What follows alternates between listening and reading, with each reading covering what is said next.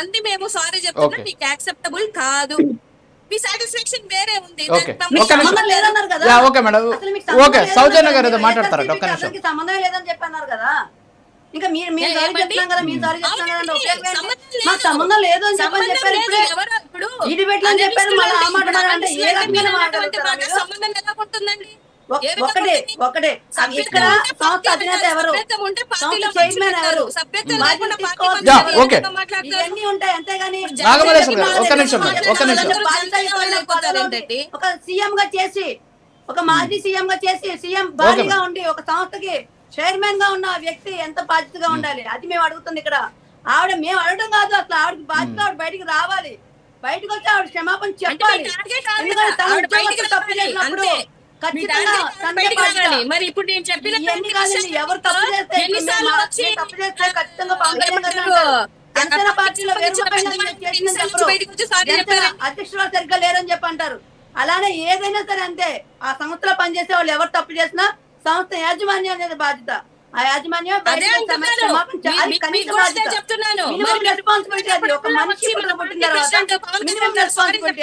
చెప్పరు కదా. మీరు వ్యక్తిగతంగా మాట్లాడేటువంటి మాటలకి పార్టీ అధ్యక్షులకి ఎలాగ రెస్పాన్సిబుల్ అవుతుందండి? మీరు కండువాలు వేసుకొని మాట్లాడితే రెస్పాన్సిబుల్. వచ్చిన అనలిస్టులు అందరూ పార్టీకి సంబంధం, పార్టీకి వాళ్ళకి వచ్చి వాళ్ళని ఆపాదించేసి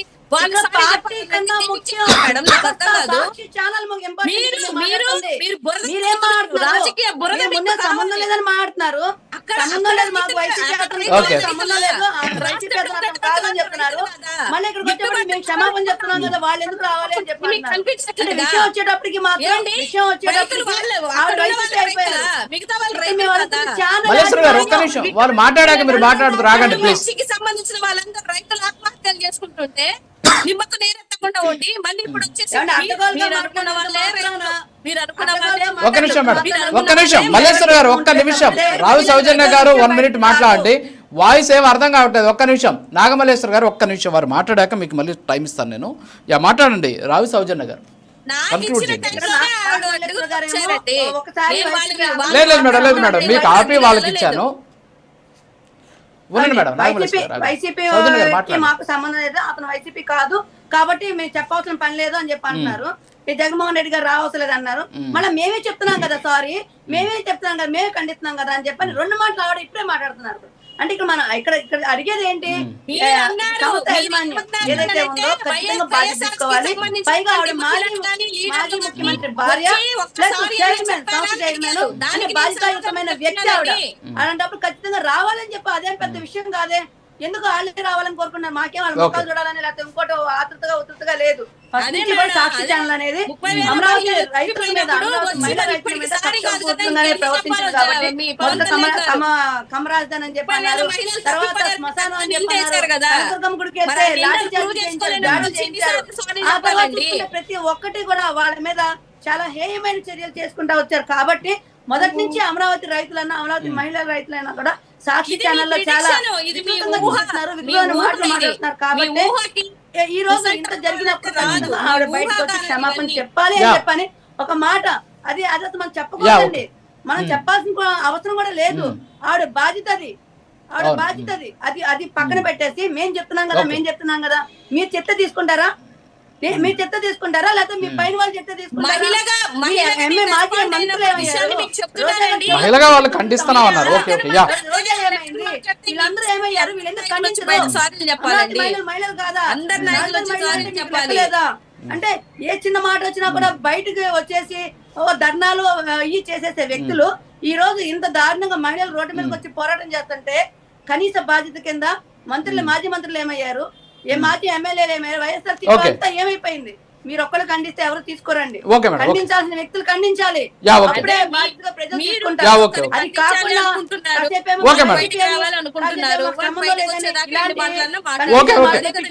మాట్లాడదండి. అదే కదండి మీకు కావాల్సింది. నాగమల్లేశ్వర్ గారు ఇప్పుడు రియాక్ట్ అవ్వండి. నాగమల్లేశ్వర్ గారు ఇప్పుడు రియాక్ట్ అవ్వండి, క్లారిటీగా మాట్లాడండి సార్.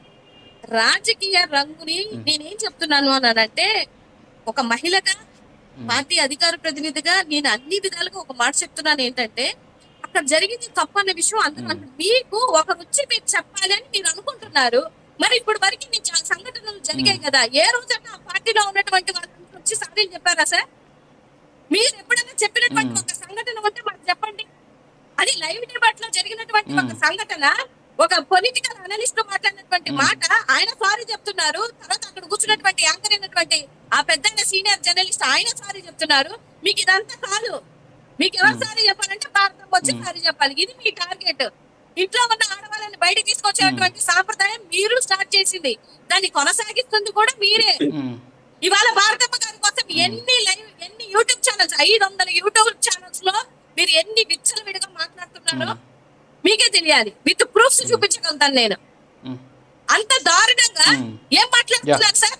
ఆ మాట్లాడినటువంటి వ్యక్తి వాళ్ళ పాప ఫోటోలు కూడా విచ్చలు విడిగా సోషల్ మీడియాలో ఎంత దారుణంగా ట్రోల్ చేస్తున్నారంటే అది చేస్తుంది మీరు. ట్రోల్స్ గురించి సంప్రదాయం మీది.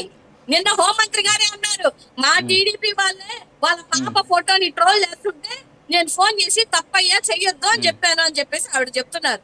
అంటే ఆ సాంప్రదాయం మీది, మాది కాదు. మేము ఎప్పుడైనా ఒక మనిషిని పెట్టేసి ట్రోల్ చేసేసి ఈ సాంప్రదాయాలు మేము చెయ్యం. వీటికి ఈ సాంప్రదాయాలకి ఆద్యం పోసిందే మీరు. అది నేను చెప్తున్నా క్లారిటీగా. ఆ సాంప్రదాయాలకు ఆద్యం పోస్తారు, ఫస్ట్ వెళ్ళి పోక్ చేస్తారు, మళ్ళీ తిరిగి ఏదైనా మాట్లాడితే మీరు బాధపడతారు. అసలు ఇది చాలా సెన్సిటివ్ టాపిక్. నిజంగా ఎవరైనా ఏ మహిళ అయినా ఖండించాల్సినటువంటి విషయమే. మేము అందరం ఖండిస్తున్నాము. మీకేంటిది? మీకు ఇక్కడతో సాటిస్ఫాక్షన్ రావట్లేదు, ఏం చెప్పమంటారు సార్? ఏం చెప్పమంటారు? అసలు రాజకీయ పార్టీలకు రుద్దాల్సినటువంటి అవసరం ఏముంది సార్? అదే